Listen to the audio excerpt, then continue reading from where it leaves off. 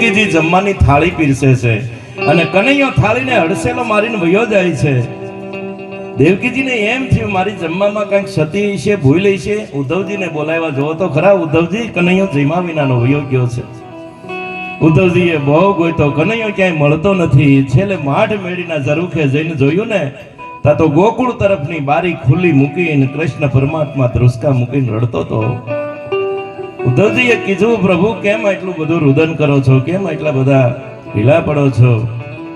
ત્યારે ભગવાન કનૈયો કહે છે, ઉદ્ધવજી હું રોતો નથી, મને કોઈક રોવરાવે છે. કે મને કોઈક રોવરાવે છે. જ્યાં સુધી હું મથુરામાં રહું, મારી માં દેવકી મને જમવાની થાળી પીરસે ને, એને એક વિનંતી કરજો કે મારી જમવાની થાળીમાં કોઈ દી ગોરસ ન પીરસે. એ ગોરસમાં મને મારી માં જશોદા દેખાય છે, ગોરસમાં ગોકુળની ગોપીઓ દેખાય છે. ઉદ્ધવજી, માનો પ્રેમ મને રોવરાવે છે, હું રોતો નથી. સાહેબ, ગોકુળ છોડ્યા પછી કનૈયાએ પછી ક્યારેય માખણ અને મિશ્રી નથી ખાધા અને એક પછી વાહળી એને ક્યારેય નથી વગાડી. ગોકુળમાં એમ કહેવાય છે માના પ્રેમ એને યાદ આવે છે. ભગવાનને પણ માની યાદ આવી છે, તો હું તમે તો શું પાત્ર છે હે. અને એથી આગળ કવિ કેદાન લખે છે કે આપણે બહારગામ ગયા હોય ને આપણે થોડુંક મોડું થાય, જ્યાં સુધી આપણે આવીએ નહીં ને ત્યાં સુધી માને ઘીરે નીંદર ન આવતી હોય.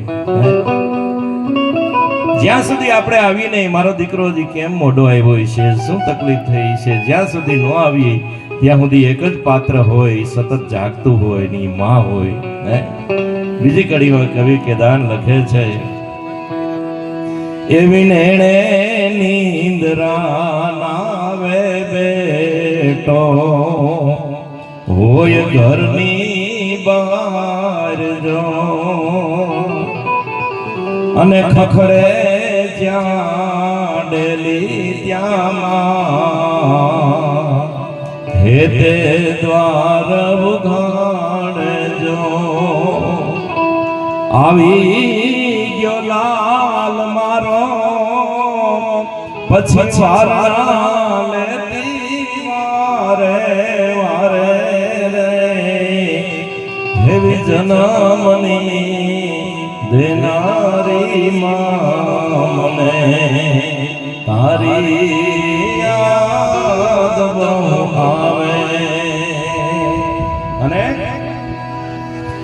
એવું હયું રે હે માળો માં તું, દયાનો મીઠો દરિયો જો, અને અમી વાર હે આખડિયું માં વર્ષે આહાડી હે લીજો. કે દાન કે જગ આખું તોલું, એમાં તારી તોલે કોઈ નો આવે જો, એવી જન્મની દેનારી માં મને તારી યાદ બહુ આવે. કેદાન કે જગ આખું તોલું, પણ માં તારી તોલે કોઈ નો આવે. જેના ટાકણે ઘાટ ગળાય નહીં, જેના ત્રાજવે તોલ તોલાય નહીં. જગતમાં મૂલવાય છે બધું, પણ માના હૈયાને મૂલવાય નહીં. હું તમે શું મૂલ કરી શકીએ મિત્રો એના? હે, એવા એક માની વિદાય થઈ છે. અને એમાંય રૂપાપરા પરિવારને આંગણે તો ખોટ છે જ, પણ ગામના મંડળને પણ એક ખોટ થઈ છે. હા, એવું સત્સંગ મંડળ ચલાવતા અને એની યાદી એમ કહેવાય છે, કારણ કાયમી મંડળમાં એની ખોટ વર્તાવાની છે. એવું જીવન જીવા છે અને ખરેખર એવું જીવન જીવા છે, એની પાછળ જ આવા બે નામ ભક્તિના લઈ શકાય છે. હા, એવું જીવન જીવી ગયા છે. અને એની શ્રદ્ધાંજલિ નિમિત્તે હું તમે મળ્યા છે ત્યારે એક ચોખવટ કરી દઉં. જો કે મા વિશે તો ઘણી વાતો છે, પણ વચ્ચે વચ્ચે આપણે સત્સંગ કરશું. પહેલા એક ચોખવટ કરી દઉં. જો કે આમાં અમે કોઈ બહુ આમાં મોટા કલાકાર નથી, પણ એક ગૌશાળા ચલાવીએ છીએ. આપના તરફથી અહીંયા જે કાંઈ ફૂલ નહીં તો ફૂલની પાંખડી ભેટ સ્વરૂપે આવશે. બધા પૈસા નંદ ગૌશાળા ડોબરિયાવાડી જેતપુરમાં ડોબરિયાવાડીમાં ગૌશાળા છે. બીજી ગૌશાળા અમે ખીરસરા રોડ ઉપર બનાવી છે, ત્યાં ગાયોના ઘાસચારામાં વપરાવાના છે. એટલે યથાશક્તિ જ્યાં મોજ આવે ત્યાં જે કાંઈ કુદરતે આપણને આપ્યું હોય એમાંથી થોડું ઘણું. બીજી વાત, અમારા મંડળનો બીજો કોઈ ચાર્જ નથી. હા, એક બહારગામ જાય તે ખાલી વાહન ભાડું લઈશ, બાકી બીજો કોઈ પણ જાતનો અમારો ચાર્જ નથી. જે કાંઈ ગાયોના ભાગમાં થવાનું વિશે થઈ જાય, કારણ કે અમે નિમિત્ત છીએ કે અમે કરીએ, બાકી અમારાથી નહીં ન થાય. હા, ત્રીજી વાત, કોઈ પણ જાતનો ફોસય નથી. આ પરાયણે નહીં, દેજો ને દેજો, દેજો ને દેજો નહીં, અંદરથી ઉગે તો જ દેજો.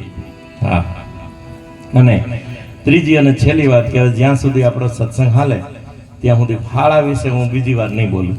એક જ વખત કહીશ, અમારા મંડળના નિયમ અનુસાર વારે વારે પછી ફાળા વિશે વાત નહીં કરું. હા, ફાળા વિશે હું બોલીશ જ નહીં. જે કાંઈ દેવાય એટલું દેજો.